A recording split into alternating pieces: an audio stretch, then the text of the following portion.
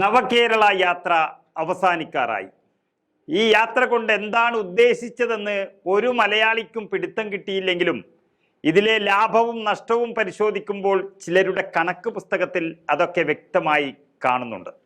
ഏതായാലും കോൺഗ്രസിനെ സംബന്ധിച്ചിടത്തോളം ഇത് ലാഭം തന്നെയാണ്. ഉറങ്ങിക്കിടന്നിരുന്ന പ്രവർത്തകരും നേതാക്കളും സടകുടഞ്ഞെഴുന്നേറ്റു. പക്ഷേ വളരെ പ്രതീക്ഷയോടുകൂടി നവകേരള സദസ്സിനെ കാത്തിരുന്ന് അവസാനം 8ന്റെ പണി കിട്ടിയ ഒരു രാഷ്ട്രീയ പാർട്ടിയുണ്ട് കേരളത്തിൽ.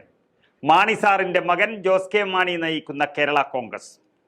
നമ്മൾ ജോസ് കെ മാണിയെക്കുറിച്ചുള്ള അഭിപ്രായം പലരോടും ചോദിച്ചു, കോട്ടയത്ത് തന്നെ. പക്ഷെ ഇത്രയധികം മങ്ങലേറ്റ ഒരു നേതാവ് അല്ലെങ്കിൽ പ്രാക്ക് കേൾക്കുന്ന ഒരു നേതാവ് കേരളത്തിൽ വേറെ ഇല്ല എന്ന് പറയാം. ഒരു സ്ഫോടനാത്മകമായ നിലയിലാണ് ജോസ് കെ മാണിയുടെ കേരള കോൺഗ്രസ് പ്രത്യേകിച്ച് കോട്ടയം ജില്ലയിലെ നവകേരള സദസ്സിനു ശേഷം കാണപ്പെടുന്നത്. എല്ലാവരുടെയും അഭിപ്രായം അത് തന്നെയാണ്. അതിന് കാരണം മുഖ്യമന്ത്രി പിണറായി വിജയൻ കേരള കോൺഗ്രസിനെ അപമാനിച്ചതും അതിൽ ജോസ് കെ മാണിയുടെ നിലപാടുമാണ്. ഒന്നാമത്, കേരള കോൺഗ്രസിൻ്റെ ഒരു പ്രവർത്തകന്മാരുടെയും മനസ്സിലുള്ളത് ഇടതുപക്ഷ വികാരമല്ല. അവരെല്ലാം കോൺഗ്രസ് പ്രത്യയശാസ്ത്രം ഉൾക്കൊള്ളുന്നവരും മനസ്സിൽ സൂക്ഷിക്കുന്നവരുമാണ്. ഒരു പ്രത്യേക സാഹചര്യത്തിൽ മുന്നണിയിലുണ്ടായ തെറ്റിദ്ധാരണയുടെ പേരിൽ കെ എം മാണിയുടെ സ്ഥാനത്ത് PJ ജോസഫിനെ അംഗീകരിക്കാൻ ബുദ്ധിമുട്ടുള്ളവരെല്ലാം ചേർന്ന് ജോസ് കെ മാണിയുടെ കീഴിൽ അണിനിരന്നതാണ്. അപ്പോൾ അവർക്ക് പിണറായി വിജയന്റെ സഹായവും കിട്ടി. മാത്രമല്ല, ചില അന്വേഷണങ്ങൾ ഭയന്ന് ജോസ് കെ മാണി അടക്കമുള്ള ചില നേതാക്കൾ പിണറായിയോട് അങ്ങോട്ട് ലയിച്ചു ചേർന്നു. എന്നാൽ ഇടതുമുന്നണിക്ക് നഷ്ടമുണ്ടായിട്ടില്ല. നിയമസഭാ തെരഞ്ഞെടുപ്പിൽ വീണ്ടും ഭരണം നിലനിർത്താൻ കോട്ടയം പോലെയുള്ള മേഖലകൾ അവരെ തുണച്ചു. കാലക്രമേണ കേരള കോൺഗ്രസിനെ കറിവേപ്പില പോലെ വലിച്ചെറിയുമെന്നൊരു സൂചന ലഭിച്ചു തുടങ്ങിയിട്ടുണ്ട്.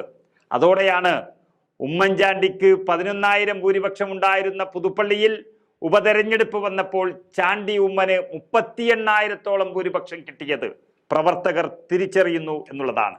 അതായത് പണ്ട് UDF ഉണ്ടായിരുന്ന കേരള കോൺഗ്രസുകാർ എല്ലാം തന്നെ മനസ്സുകൊണ്ട് വലതുപക്ഷത്തേക്ക് തിരിച്ചു വന്നതിൻ്റെ ഒരു പ്രതിഫലനമാണ് ആ കണ്ടത്.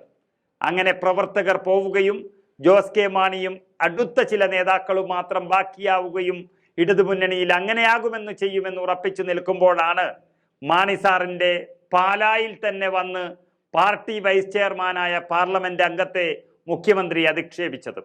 ആ നിമിഷം തുടങ്ങിയതാണ് പിണറായി വിജയനോടുള്ള കേരള കോൺഗ്രസ് പ്രവർത്തകരുടെ വെറുപ്പും കലിപ്പും. അതോടൊപ്പം തന്നെ ജോസ് കെ മാണിയെയും അവർ കൈവിടാൻ തുടങ്ങിയിരിക്കുന്നു. കാരണം ജോസ് കെ മാണി കേരള കോൺഗ്രസിന് വേണ്ടിയല്ല പ്രവർത്തിക്കുന്നതെന്നും പിണറായി വിജയന്റെ അടിമയായി മാറിയെന്നും പ്രവർത്തകർ തിരിച്ചറിയുന്നു. മാണി സാറിന്റെ മകനുണ്ടായിരിക്കുന്ന ഈ ഗതികേടിൽ സഹതപിക്കുകയാണ് യഥാർത്ഥ കേരള കോൺഗ്രസിന്റെ പ്രവർത്തകർ.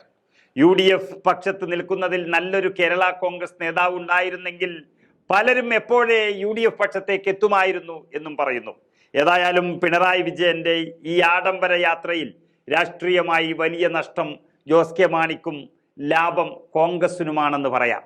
കോട്ടയം ലോക്സഭാ സീറ്റിൽ ജോസ് കെ മാണിയുടെ സ്ഥാനാർത്ഥിക്കുമേൽ UDF വിജയം നേടുന്നതോടെ അദ്ദേഹത്തിന്റെ രാഷ്ട്രീയത്തിന് കരിനിഴൽ വീണു തുടങ്ങും എന്നുറപ്പിക്കാം.